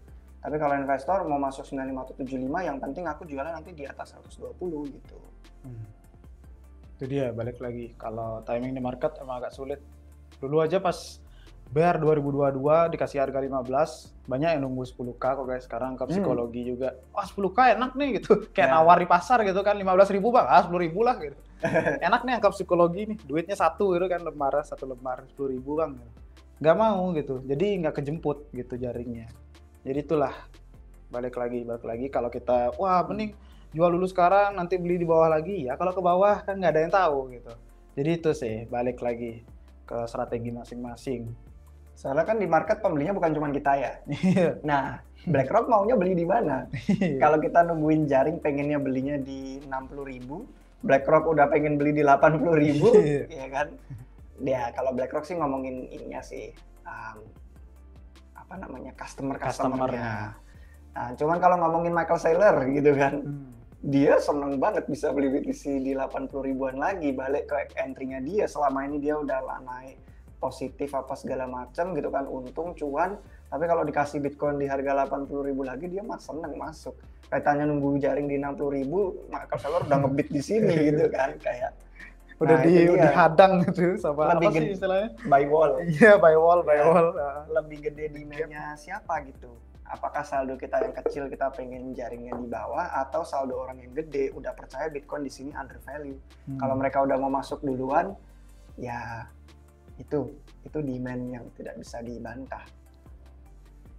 Itu dia. Unlimited strategi lagi nih komen, padahal cuan spotnya juga besar, leverage-nya di seberapa banyak barang yang dimiliki. Ya spot aja udah gede banget loh, kalau dibandingin sama aset-aset tradisional nggak ada yang dalam setahun udah 2x gitu kan. Kalau orang pada pengen cari uang dari segi bisnis gitu kan, itu biasanya ROI gitu, balik modal segala macam, nyari rata-rata 2-3 tahun itu udah cepet. Apalagi yang biasanya lainnya itu sampai 5 tahun baru balik modal, setelahnya baru dapat profit. Nah kalau di Bitcoin udah dalam setahun udah 2x itu udah gede banget. Dan kalau masih pengen mencari yang lainnya kayak altcoins, ya kalau memang punya waktu untuk riset, digen dan segala macam, itu di trench banyak banget opportunity lebih gede di sana. Dan itu menurut saya udah dari segi leverage-nya crypto udah cukup sampai di situ. Spotnya altcoins itu buat saya pribadi udah termasuk leverage. Jadi jangan lagi udah main spot yang aman ditambah-tambahin leverage, karena spotnya crypto itu udah kayak leverage aset tradisional. Udah kita kadang lupa ya, karena di crypto kesannya jadi volatil, kita jadi ngerasa kayak gerakan harga di crypto itu kadang mengecewakan atau gimana, padahal nggak ada orang-orang yang di luar crypto itu dapetin duit secepat itu gitu loh. Yeah. Dari segi gain, dari segi yield gitu, itu keduanya sangat-sangat besar kalau kita bandingkan dengan aset tradisional. Kayak ini, apa namanya, ada yang pada suka ngomong di Twitter, biasanya memes gitu kan, kayak dari segi airdrop. Biasanya orang dapat airdrop 1 juta gitu kan, terus kayak, wah apa nih, jelek, dikit banget, cuma 1 juta. Abu gitu kan. Sedangkan kalau di tempat lain, orang kerja susah payah, dapat bonus dari bosnya 1 juta aja udah kayak, wah mantap nih, bonus bisa buat beli ini, beli itu, buat tambahan. Jadi kayak kita lupa konteks kalau di dunia ini kayak masih luas gitu loh. Banyak orang yang nggak tahu opportunity ini, dan kitanya di sini merasa pengen lebih.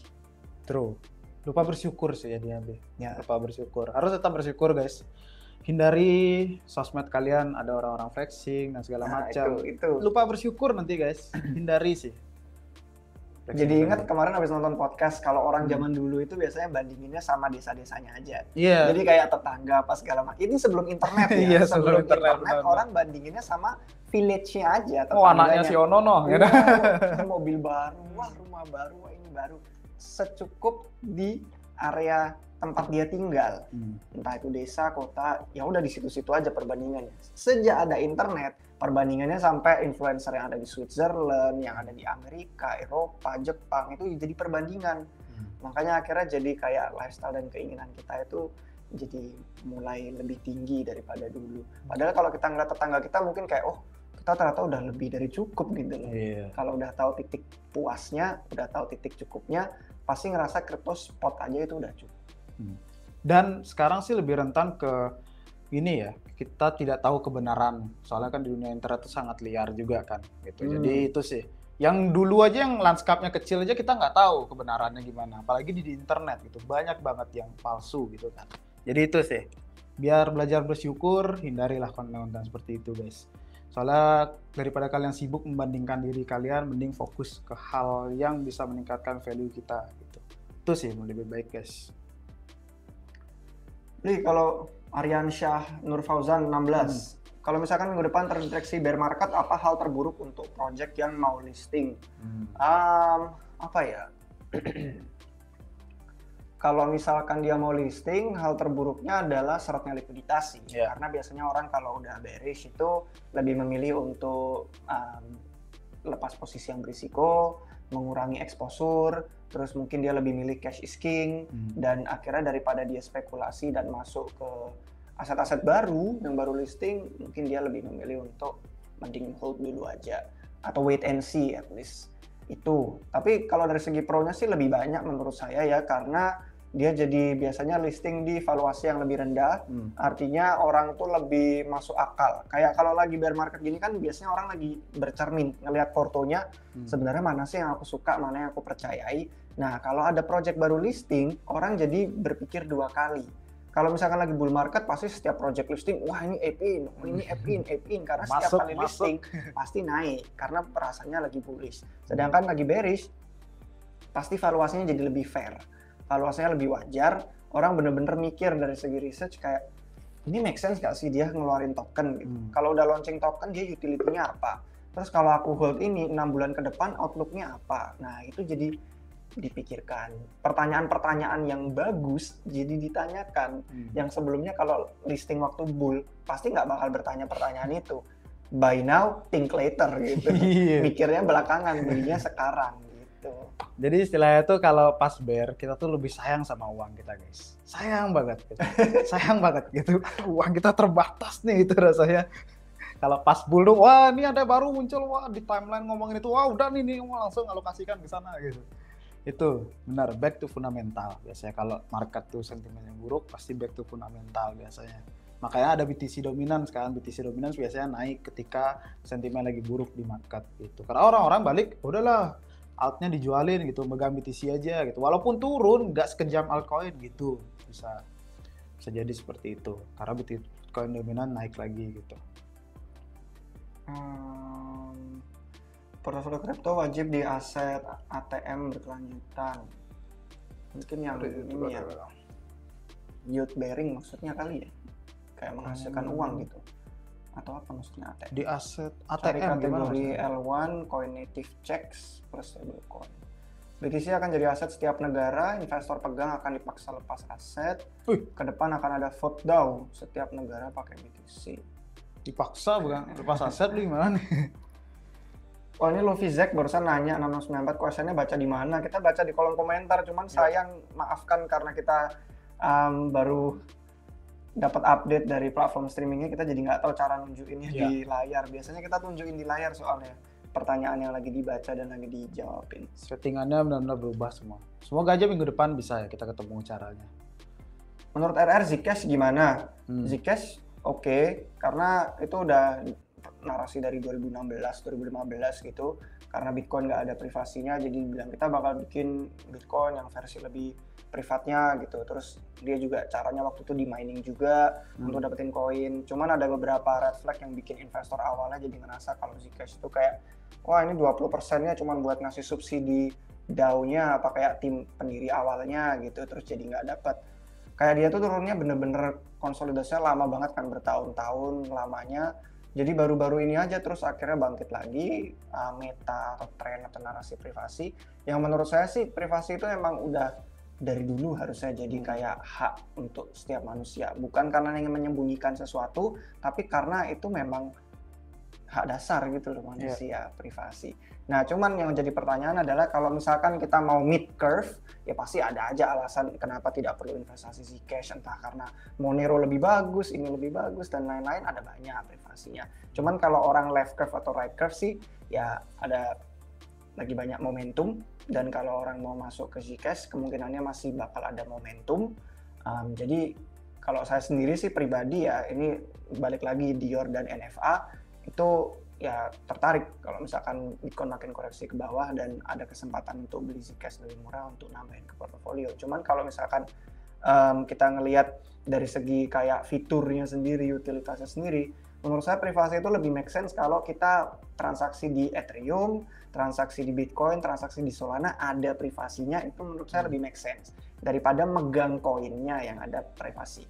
Karena kalau nggak banyak hal yang bisa dilakukan, privasinya jadi cuma sebatas transferan. Beda sama kalau misalkan kita bisa naruh posisi DeFi di Ethereum, bisa naruh posisi DeFi di Solana, tapi itu private. Nah itu hal yang berbeda. Itu terobosan yang lebih kepake lagi. Jadi lebih ke privasi dari segi penggunaannya daripada privasi kayak beli koinnya. Cuman ya itu mid curve-nya. Kalau left curve sama right curve-nya sih ya masih ada momentum gitu. Jadi oke. Rumin. Area support paling bottom kemungkinan di area ATH 2021, area 69. 70 berarti. 70-an. Kalau dibulatkan 70.000, Iya. ya 10.000. Kenapa banyak yang berpikir 70 beli? Dolar lebih bawah, di bawah true market mean ya. Di bawah true market. Nah, biasanya psikologi orang kalau udah ada bottom-bottom yang dicari kayak gitu, itu bakal terjadi sebelum itu kesentuh. Iya, biasa gitu. Jadi kalau orang udah mikir ATH-nya di 70 ribuan, karena itu ATH di 2021, bottom ya, bottom di 70 ribu, ATH-nya 2021, sedangkan true market mean dan entry yang kita bahas dari tadi udah 80 ribu, biasanya jadi di antara itu, udah nemu kayak fondasi yang kokoh, demand udah mulai masuk, dan akhirnya ya sama, mencari-cari jaring yang tidak akan pernah kejemput gitu. Sama aja kayak mencari pucuk juga gitu biasanya kok. Ya. Pucuk bottom biasa kok. Pasti kita tuh punya angka psikologi masing-masing. Wah 200.000 mantep nih, 183 ternyata udah mentok, udah ternyata turun gitu. Biasanya angka psikologi. Mungkin saya bisa share ini kali ya, karena udah sejam. Ini ada beberapa pertanyaan sih, nanti kita bakal jawab karena pertanyaan-pertanyaannya bisa kita jawab ini, nggak terlalu banyak.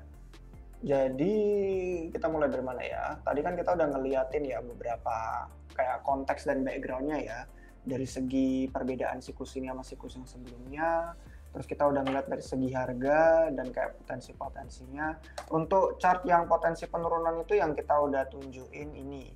Ini di live stream sebelumnya juga. Waktu itu Bliudi juga bahas ini sambil kita tunjukin chartnya kayak kemungkinan penurunannya. Makanya kan kita kemarin udah ngeliatin nih sampai ke $85.000 pun itu udah terjadi dalam 720 tahun terakhir. Jadi 2 tahun terakhir itu udah pernah melihat gerakan harga sampai situ, dan itu ya balik ke tadi true market mean. Sedangkan kalau realized price yang tadi 50% minusnya Bloomberg, itu ya menurut saya sih nggak bakal ngelihat lagi di siklus modern ini. At least berdasarkan data yang kita lihat sekarang, kayak lebih kemungkinannya di sini udah jadi support yang kuat. Karena tidak ada alasan dia nggak ada leverage yang, kecuali harga Bitcoin 200.000 dalam sehari, dalam semalam, terus bener-bener leverage-nya semua orang langsung long, up only, semua pada bullish, optimis, dan kayak to the moon nggak mungkin turun lagi, barulah itu bubble bisa pecah dan penurunan harganya nanti bakal ada bangkai-bangkai yang mengambang di laut, sama kayak kemarin ada Three Arrows Capital, Genesis, BlockFi, Luna, FTX, itu semua orang-orang yang pada akhirnya serakah akan kena liquid dan tersapu bersih. Itu baru make sense. Ada gelembungnya, ada bubble-nya, pecahnya gila.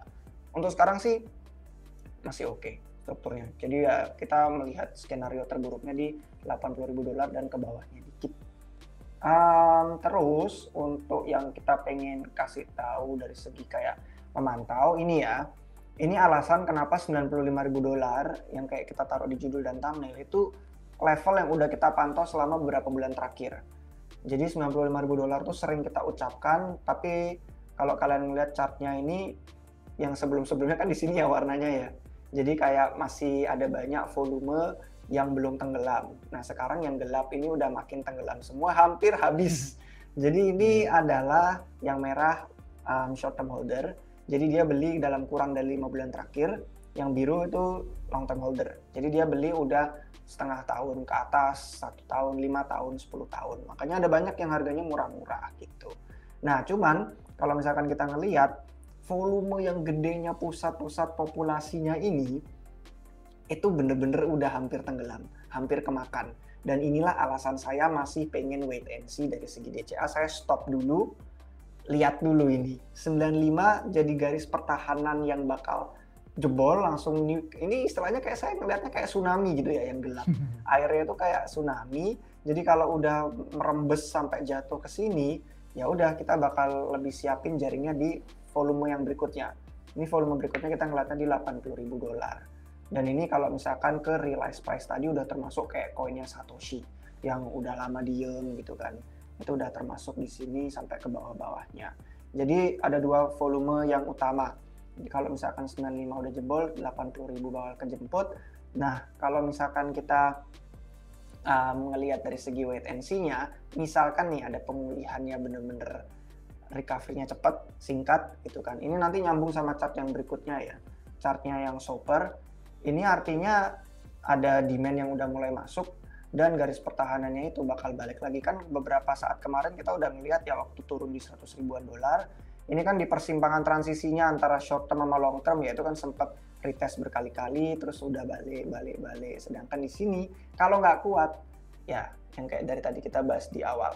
Nah, paling kalau misalkan kita pengen ngeliat apakah udah masuk bear market beneran dan lemah pertahanannya, itu dari segi shopper. Karena kalau misalkan kita ngeliat dari segi shopper, ini adalah koin-koin yang udah dijual sama orang, entah itu dalam profit, entah itu dalam loss. Dan sekarang koin yang lagi dijual itu koin-koin yang pada merugi. Artinya orang-orang pada cut loss, orang-orang pada jual lebih murah, dan menurut saya ada titiknya di mana orang itu udah ngerasa kalau jual di bawah 90, misalkan nih harga Bitcoin ke 80 kayak yang saya bahas di awal tadi, orang-orang bakal merasa kayak, masa sih ya aku mau ngejual Bitcoin di harga 80.000 gitu, kayak udah sejauh ini berbulan-bulan kita sideways, saya bisa jual dari kemarin di 100.095, masa saya nungguin udah selama ini baru 80 pengen ngejual. Ada titiknya di mana holder-holder itu bakal ngerasa kayak nggak make sense ini saya jual semurah ini gitu kan. Jadi mereka mungkin tetap takut, tetap bearish, tapi lebih milih-milih hold, kayak udah terlanjur, udah kadung gitu loh. Kayak ngapain jualnya sekarang, kalau mau nunggu mantul balik lagi ke atas. Dan nanti kalau udah gitu 95.000 bakal jadi resisten. Sekarang udah jadi sedang lagi di retest untuk support, nanti bakal jadi resisten untuk balik naik ke atas yang lagi bullishnya. Nah, untuk shopper sendiri, ini kita ngeliat yang short term ya. Jadi short termnya itu benar-benar di bawah 5 bulan, orang yang baru beli berapa minggu terakhir gitu. Kalau di bear market, itu benar-benar merugi terus, dan setiap kali ada pantulan harga, langsung dijual. Karena yang kayak tadi saya bilang, kemurahan jual di sini, mending saya jual di sini. Dia nunggu, pas ada pantulan harganya naik, langsung dijual, makanya turun lagi merah. Langsung dijual. Jadi shopper ini jadi resistance gitu. Itu bear market. Bener-bener orang itu nggak terima, jadi berapapun harganya kasih aja dah, balikin duitku. Yang penting nggak balik modal nggak apa-apa dah, yang penting balikin. Itu bear market. Kalau bull market, setiap ada penurunan harga koreksi itu by the dip. Makanya kerugiannya singkat, pulih, melonjak lagi, orang langsung untung. Karena yang by the dip untung, yang by the dip untung, by the dip untung, by the dip untung, by the dip untung, berulang kali. Selalu kalau bull market di atas mainannya, bukan di wilayah teritori yang bawah ini. Makanya kalau ini penurunannya sama kayak yang kita udah lihat di tahun 2024 ya, ini yang yen carry trade nih, itu sampai dalam banget penurunannya. Orang di sini nggak langsung jual, kayak merasa ya udah balikin duitku deh, aku nggak peduli. Enggak, di sini kalau orang buy the dip, makanya untung, pas adanya koreksi lagi buy the dip, udah lanjut bullish lagi. Dan gerakan harga naik sampai ke all time high pas awal tahun, makanya orang profitnya tinggi gitu. Dan shopper ini bener-bener nunjukin kalau misalkan kita terjadi sideways selama beberapa bulan, itu pasti dia bakal lebih di bawah. Makanya kalau kayak kita bandingin bear market sebelumnya, itu lama banget, sekarang jadi kayak mini bear, ya nggak? Kalau kita ngeliat nih mini bull, ini mini bear. Nih, ada beberapa bulan nih, terus mini bull lagi, mini bear lagi nih, beberapa bulan. Yang tarif tantrum ini sih lebih singkat daripada yang yen carry trade tahun lalu ya. Wah, itu lebih lama. Ya, itu lebih lama banget. Terus setelah sekarang pulih, ini yang sekarang juga masih singkat-singkat banget. Jadi, kalau misalkan ini masih singkat dan bakal pulih balik lagi, kita nggak bakal ngelihat $80.000. Tapi kalau di sini orang-orang mulai putus asa dan setiap kali ada profit dikit langsung dijual karena yang penting saya dapat duit daripada hold tapi merah terus nggak tahan untuk nahan 6 bulan katakanlah, ya di sini bakal nanti bakal terlihat dia merah, dia bakal mantul dan ini jadi resistance dan dia bakal berkelanjutan seperti tahun lalu dan awal tahun ini. Tapi kalau yang terjadi kayak begini, yang terjadi kayak begini, atau begini, itu artinya ya kita bakal lanjut momentum bullish untuk bull run yang berikutnya. Makanya garis pertahanan banget ini. Kita bisa mantau chart shopper. Ini cukup untuk memberitahu kita. Kalau bisa dia, ini ya udah lanjut, mending kayak saya tadi sih. Daripada wait and see, saya soalnya weekend ini nggak pengen buka chart kan. Jadi rencana saya sih nggak buka shopper lagi. Rencana saya adalah kalau 80.000 saya beli, kalau nggak 80.000 udah puas dengan foto yang dimiliki sekarang. Jadi nggak bakal nambah gitu. Satu lagi yang bisa kalian lihat adalah kalau memang momentum bullnya masih kuat, selain dia bener-bener pulihnya singkat, kayak huruf V, bener-bener pulihnya singkat, satu lagi adalah ini. Jadi untuk OG Bitcoin yang udah megang ini kan kita ngelihatnya dari 1 tahun ke atas ya sampai 10 tahun lebih, itu berapa banyak dari mereka yang masih lanjut jualan gitu. Dan sekarang tuh bener-bener banyak banget dibandingin sama siklus-siklus sebelumnya. Makanya banyak koin-koin lama yang akhirnya hidup kembali. Ini kalau nggak salah ada barangnya, ya, ini kurang lebih mirip sih. Kalau yang nah, ini yang revive supply-nya, ini supply-supply yang usia berapa tahun aja yang pada hidup lagi. Saya matiin yang 1 tahunnya karena kita mulai lihat dari 2 tahun ke atas. Itu bener-bener kelihatan mirip kayak di bull yang sebelumnya, di mana biasanya mereka memang megang lama. Kalau udah bull, udah harganya tinggi, baru mereka jual. Dan sekarang, kalau kita bandingin ya ini bener-bener pas top, jual, top, jual, top, jual, top, jual gitu kan. Sedangkan sekarang itu tinggi terus. Gitu loh, jarang banget dia turun, nggak pernah lagi turun sedikit tahun 2020, 2021, 2017, sekarang bener-bener tinggi. Secara garis besar, jualan dikit, jualan dikit, jualan dikit setiap gerakan harga yang ada gitu. Jadi kalau kita pengen ngecek apakah bullish momentumnya lanjut, itu kalau ininya udah mulai turun. Jadi orang-orang yang megang koin BTC merasa udah nggak make sense lagi. Sekarang mereka jualannya banyak banget karena udah di atas $100.000, nggak ada yang pernah menduga loh mereka megang 2 tahun, 5 tahun, 10 tahun yang lalu beli Bitcoin di harga berapa? 6.000, 10.000, 10x di $100.000 nggak ada yang menyangka, atau mungkin mereka percaya dan udah nebak, tapi jadi ngerasa puas. Kalau turun ke 80, apakah mereka ngerasa sepuas di 100.000? Mungkin nanti bakal berkurang. Jadi kita bakal ngecek ini. Kalau ini mulai menurun, kita bisa ini sih zoom in dikit kalau ini terlalu kejauhan. Nah, katakanlah 2023 awal bull market ini. Kalau ini sudah mulai menurun, ya kan, supply koin akhirnya mulai berhenti jualan, udah mulai merasa kalau Bitcoin itu bukan saatnya dijual. Ini kayaknya titik-titik kayak murah, mending nambah beli daripada ngejual. Ininya turun, terus shoppernya mulai recover singkat, itu lanjut bull market. Kalau ini berkelanjutan lama dan terjadi kayak yang di sini, ya itu berarti udah masuk ke bear market. Dan ini nambah terus, jualan terus sampai makin ke bawah jualan terus, itu bakal bear market. Bottomnya di mana ya waktu short squeeze terjadi, kayak yang di awal tadi kita bahas. Jadi itu beberapa chart yang mungkin bisa membantu dan jadi referensi kalian untuk melihat kenapa kita yakin 95.000 ini garis pertahanan terakhir. Karena kalau jebol ke bawah kita bakal lihat 80, dan kalau misalkan ini kuat dan nggak jebol, berarti masih ada harapan untuk bullnya lanjut. Cuman 80.000 ke ATH 126 itu lebih gacor daripada 95 ke $126.000. Jadi sih saya nggak menolak ya dikasih kesempatan beli 80 untuk ke ATH-nya. Atau mungkin 150, atau kayak prediksi JP Morgan 6 bulan ke depan $170.000. Ya itu kayaknya sih deal yang bagus. Kita dikasih 80.000 dulu sebelum ke 150-170 daripada langsung naik sekarang dari 95. Jadi itu kurang lebih struktur pasar Bitcoin yang kita lihat sekarang.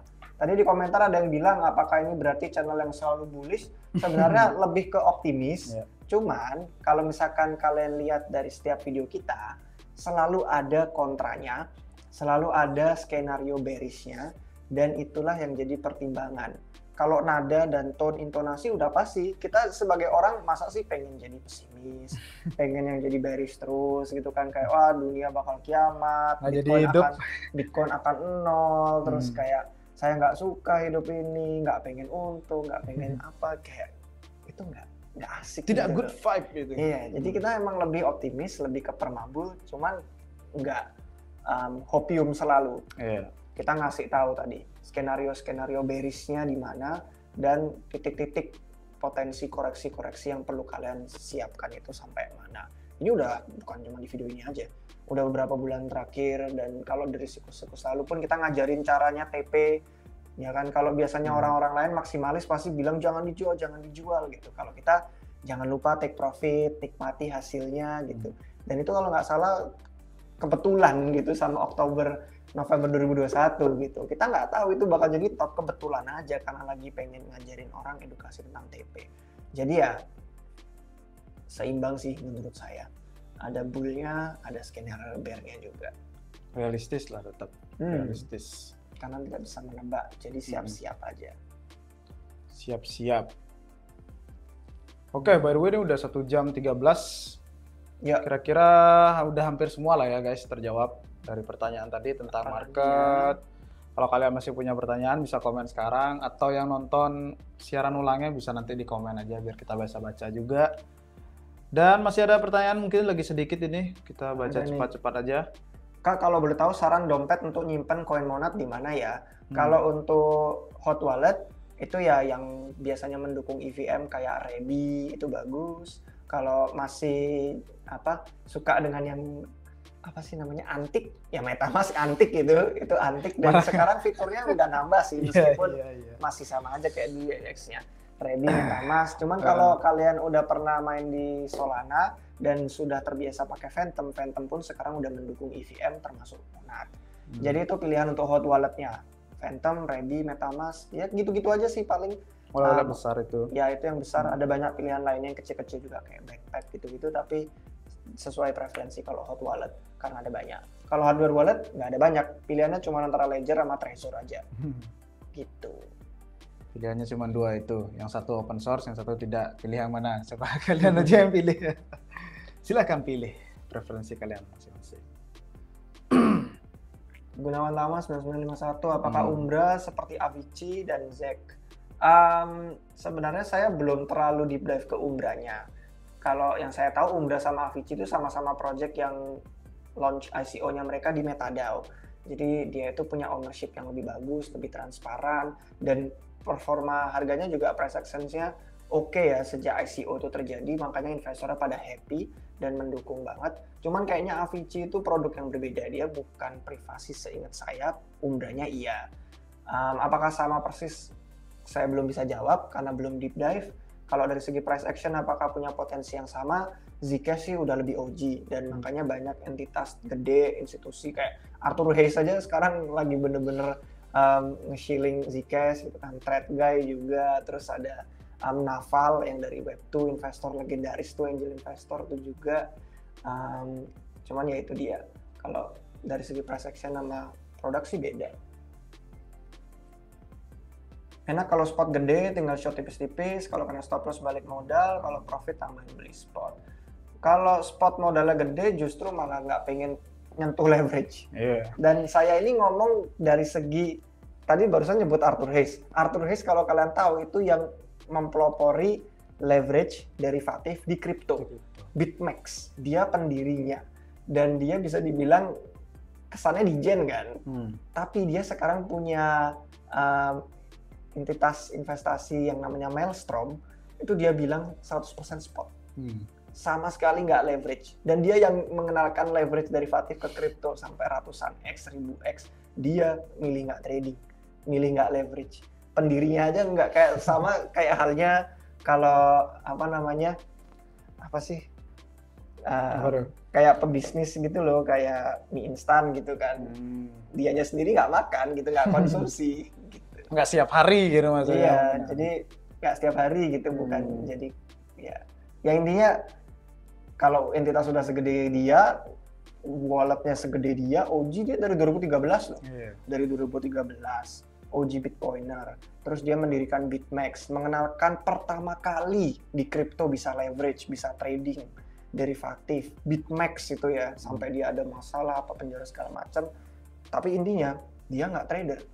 Dia milih spot, dia nggak milih untuk leverage, padahal dia yang mengenalkan itu ke pasar. Itu dia. QE apa akan segera terjadi? Dilihat dari banyak perusahaan tech PHK karyawan. Wah ini emang jadi perbincangan terus ya PHK nih, karena ada banyak yang mengasumsikan juga karena perkembangan AI juga kan. Jadi ya namanya perkembangan zaman gitu kan, ada efisiensi dari segi karyawan mungkin karena yang bisa tergantikan oleh teknologi gitu kan. Kayaknya itu udah terjadi dari era-era sebelumnya juga, pasti ada gitu kan yang bakal tergantikan dengan teknologi gitu kan. Dan kalau QE apa akan segera terjadi, ini mungkin ada yang menarik nih, aku mau share tentang utang itu di bawah. Nah ini yang di atas. Nah ini mungkin ini ya yang bisa terjadi ya. Kalau kita lihat, kita dari tadi ngomongin leverage gitu kan, ada trading, ada leverage juga. Ini sih yang menarik ini, hutang dari hedge fund gitu kan. Dia itu minjam dari mana aja gitu. Ada 3 kan sumbernya di sini, ada repo, ada prime, itu kayak ke bank, habis itu sama pinjaman yang lain itu lebih kecil. Jadi ini karena kita ngomongin leverage gitu dari tadi kan, hedge fund pun gitu juga gitu. Leverage-nya gede banget kalau kita lihat dari sini ya. Dari tahun 2000 awal gitu setelah bear kemarin itu tinggi banget sampai sekarang gitu. Tinggi banget hedge fund. Leverage juga, minjam duit juga untuk masang posisi lagi.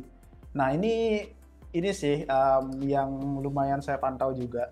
Kenapa bisa dibilang kok kembali dia. Kenapa bisa dibilang saya pantau dan berbahaya juga. Kalau posisi sebesar ini dengan entitas yang banyak gitu kan di dalamnya ada hedge fund, habis itu ada bank gitu kan yang terkait dengan pinjaman. Kalau ini kolaps itu istilahnya kayak too big to be fail gitu. Kayak bank-bank kemarin yang kolaps itu kan di US itu too big to be fail, harus diselamatkan. Kalau enggak, efek dominonya gede banget gitu ke ekonomi. Ke bank pada bangkrut karena dia ngasih utang juga kan, dia ngasih pinjaman. Itu efek dominonya gede banget. Jadi harus diselamatkan dengan cara apa? Nah itu dia, on off kan gitu, printernya lagi. Jadi itu yang bisa dilihat ya. Kemarin sih ini nyinggung juga ya, siapa namanya, Zero Hedge juga nyinggung kan kemarin. Si Zero Hedge ini nyinggung, itu pas awal-awal COVID itu juga kan pinjamannya naik banget itu dari... tunggu lu, ini mouse-nya mana nih hilang. Nah ini si Zero Hedge juga nyinggung kan kemarin, pas awal-awal COVID itu kan QE kan. Nah itu karena banyak posisi yang harus diselamatkan gitu. Kalau mungkin yang dipahami itu yang dilihat, yang terlihat gitu kan, wah ini injeknya karena COVID gitu kan. Jadi padahal banyak di belakang layar itu yang tidak terlihat gitu kan, mungkin dari segi market banyak yang harus diselamatkan juga gitu biar nggak kolaps ekonomi kan gitu.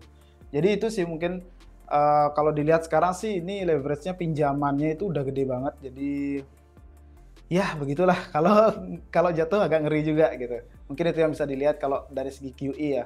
Apakah ini bakal jatuh kalau market semua rontok, ini jatuh, dan gimana cara nyelamatinnya? Ya pakai uang nyelamatinnya, injek lagi uangnya gitu. Jadi itu sih mungkin kalau pertanyaan terkait QE.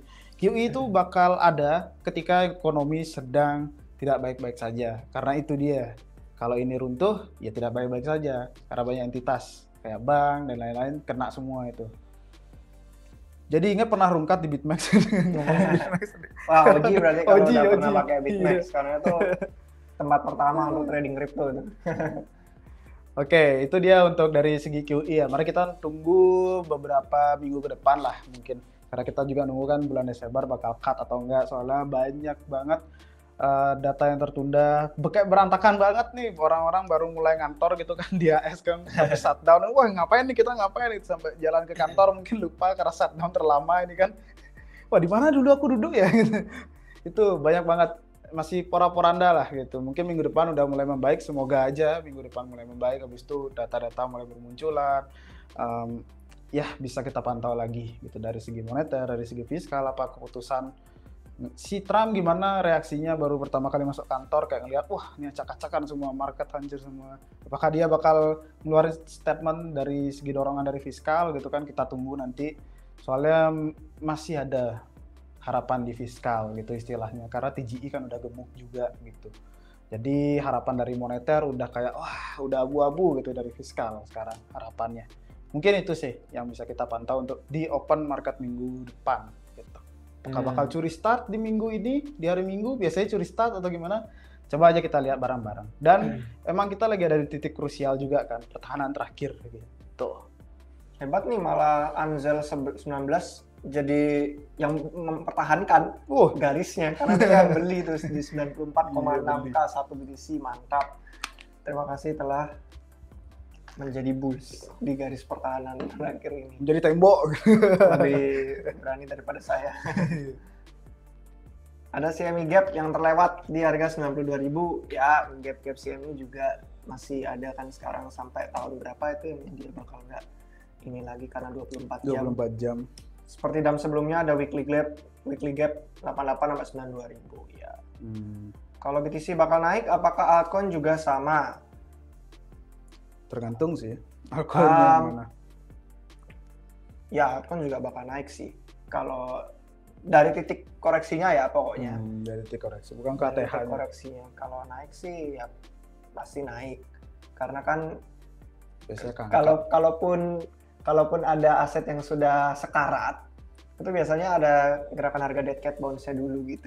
Jadi naik untuk kemudian nggak bakal bangkit lagi gitu. Itu biasanya kalau udah ada kayak harapan baru gitu, Bitcoin udah turun, tiba-tiba Bitcoin naik, pasti keangkat itu. Nah, cuman keangkatnya apakah itu opportunity terakhir untuk keluar karena aset yang harusnya mungkin kita nggak seyakin itu untuk dipegang, mungkin kemarin cuman kebawa FOMO, mungkin itu saatnya untuk keluar dan cut loss. Tapi kalau misalkan dia aset yang bagus, sekarang tuh lagi zamannya token crypto tuh yang punya fundamentalnya oke, dari segi bener-bener ownership bisnisnya ada gitu kan. Dan bisnisnya pun menghasilkan revenue. Dan revenue-nya pun dipakai entah untuk dia ekspansi atau untuk di buyback gitu kan, atau burn. Banyaklah aneka ragamnya, dan itu perdebatannya juga lagi rame sih di Twitter. Ada orang yang bilang, wah kalau buyback sama burn nggak kreatif gitu, kayak mereka bener-bener cuma buyback burn, padahal duitnya bisa pakai buat ekspansi, nyari revenue lebih.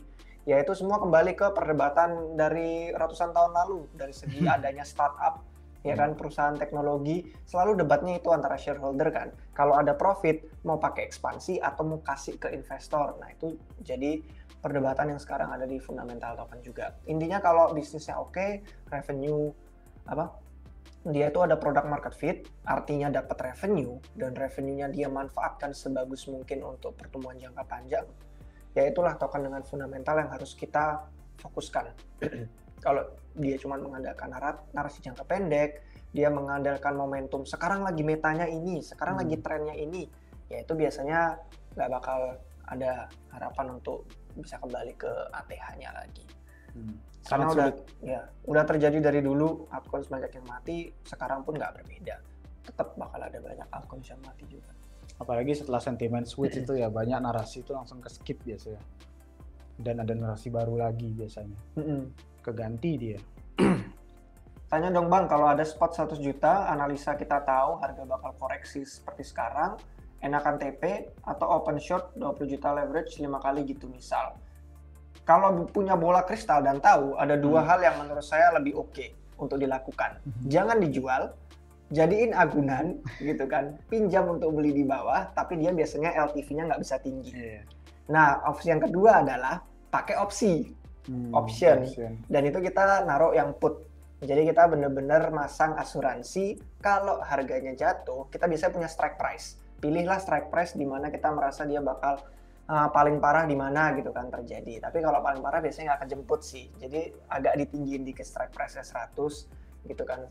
26.000 itu kemarin ATH. Terus kemarin lagi berantem di $100.000, mungkin kita beli spot 1 juta di situ. Tiba-tiba kita punya bola kristal, punya prediksi, wah ini kayaknya Bitcoin bakal turun ke segini. Langsung aja pasang asuransinya di situ. Karena kalau ada orang yang punya bola kristal, kecil kemungkinannya itu bakal dipakai sendiri. Pasti informasinya bakal akhirnya pricing ke pasar, orang lain tahu, dan kalau ada yang seyakin itu punya posisi, dia tahu pasti harga akan turun, pasar biasanya nggak bakal ngejemput di sana karena demand udah terlanjur masuk. Makanya menurut saya daripada dijual dan TP, orang justru malah terlalu sama aja kayak kita ngeliat Polymarket ya. Orang itu udah ngelihat kan, ini siapa nih ordal, yakin banget kemungkinan chance-nya itu 100% dia langsung taruhan. Nah itu pasti ordal. Akhirnya price in di pasar. Makanya lebih milih pakai option aja berarti. Kita put, taruh strike price di bawah. Kalau kejemput asuransinya itu kita bisa dapat lebih banyak. Karena saya bukan trader sih ya, jadi nggak jago gitu loh kalau nge-short itu pakai leverage. Apalagi 5x atau lebih, terus nanti harus pasang. Ini maunya sih hedging dia jadinya, maunya hedging. Soalnya tadi kan kalau capital gede, enaknya short tipis-tipis kayak gitu kan, maunya posisi hedging gitu kan. Nah itu dah yang membuat rentan short squeeze sih jadinya. Soalnya kan pasar itu balik lagi kita tidak tahu pasar kayak gimana kalau kita berusaha untuk hedging dan lain-lain. Jadi itu dia kena short squeeze. Risikonya jadi saldo yang tadinya pengen buat hedging malah hilang. Sedangkan kalau option itu yang hilang cuma preminya. Sama aja kayak kita punya asuransi, rumah kita nggak kebakaran, kita nggak sedih. Kita punya asuransi mobil kita nggak kecelakaan, kita nggak sedih. ya nggak apa-apa, is okay bayar preminya gitu. Itu duit yang menjaga kayak ya udah ini duit yang nice, kita nggak ada masalah-masalah ini, nggak kita hadapi gitu. Makanya nggak hilang jadi asetnya. Kalau kena liquid kan udah habis, ludes. Jadi mulai dari harus modal lagi, masuk lagi gitu. Kalau yang notabene-nya misalkan di sini jadi gitu strateginya dijual habis itu dimasukin 20% ini kan jadinya open source 20% gitu. Ternyata marketnya pumping boncos malahan. Kalau di hold padahal pumping profit gitu. Jadi itu dia sih bedanya sih. Bedanya itu dia udah dijual semuanya habis itu dimasukin short gitu. Yang shortnya boncos, yang dijualnya jadi stable, nggak dapat gain gitu kan. Jadi kayak ya elah gitu. Soalnya nggak ada yang bisa prediksi market gitu. Tapi disclaimer aja ya, ini karena kita bukan trader aktif. Iya. Sedangkan di luar sana ada orang yang trader aktif dan dia komitmen. Kalau ada komitmen dan punya skill, itu bisa. Makanya banyak kan akhirnya orang yang tradernya benar-benar komitmen, aktif, dia ngeliat chart, apa segala metrik dipakai, dia punya semua tools dan alat-alatnya. Kompleks dan banget biasanya. Dia itu biasanya benar-benar tekun gitu loh. Kalau kita kan nggak punya waktunya untuk tekun karena ada tanggung jawab kewajiban-kewajiban lain. Makanya ya kita jadi nggak bisa ngasih disclaimer itu untuk trading. Tapi kalau kalian ke channel-channel lain yang mungkin memang trading full time, daily gitu kan, terus time frame-nya short gitu ya, pasti dia lebih berskill daripada kita gitu. Pasti ada mereka ruginya banyak tapi untungnya juga lebih kayak gitu-gitu. Itu aja disclaimer-nya. Bukan karena trading itu buruk, leverage itu buruk, enggak. Tapi karena kita tidak punya skill-nya, gitu aja disclaimer-nya. Betul. Itu kompleks juga soalnya. Balik lagi sih, hitung-hitungannya harus pasti dan pas. Semua udah ditakar resikonya, jadi biar nggak bablas gitu, biar nggak kena liquid gitu kan. Jadi itu sih mungkin yang bisa kita kasih tahu. Karena kita juga bukan trader harian. Salut sih untuk trader yang sampai nggak tidur. Wah tuh. Tapi terus jadi make it gitu loh. Iya. Kayak ya mereka berani untuk ngambil pengorbanan dan risikonya, makanya no pain no gain kan. No pain no gain. Go home or go big gitu aja. Go big or go home. Iya. Ini untuk cara asuransi gimana? Apakah di Binance ada? Saya kurang tahu apakah di Binance ada options dan untuk biaya asuransinya berapa, itu semua tergantung sama kontraknya expirednya kapan, sama strike price-nya berapa. Karena setiap ada asuransi, ada yang di sisi sebaliknya. Jadi untuk yang beli put, ada yang harus beli call. Kayak kalian beli put tuh karena ada yang ngejual gitu loh. Jadi asuransi itu pun dari segi options, semua tergantung sama marketnya. Preminya berapa, harganya berapa. Cuman kalau di Binance, saya karena bukan user Binance, nggak tahu sih apakah ada option apa enggak.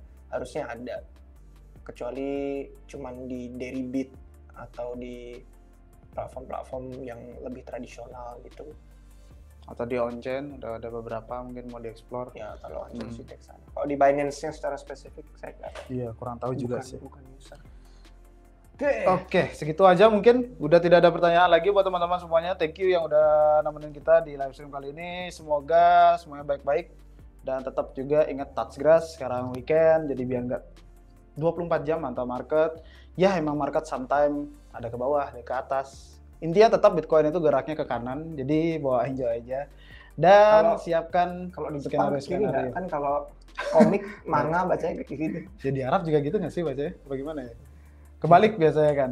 Ya itu dia guys, tetap enjoy, tetap siapkan aja plan-plan kalian masing-masing tentang investasi atau trading kalian. Jadi lebih baik bersiap-siap plannya, plan A, plan B sampai Z, jadi pada nanti waduh tidak punya plan, bingung sendiri, biar tetap bisa weekend itu touch grass. Jadi mungkin sekian aja guys. David ada mau ditambahin lagi? Ya aman, stay safe aja guys. Stay safe di market yang volatil ini. Biasanya emang perjalanannya itu tidak mulus, pasti ada volatil, ada ke bawah, ada ke atas juga. Jadi stay tune aja, kita bakal jumpa lagi di minggu depan. Sampai jumpa ya guys, cheers. Yuk.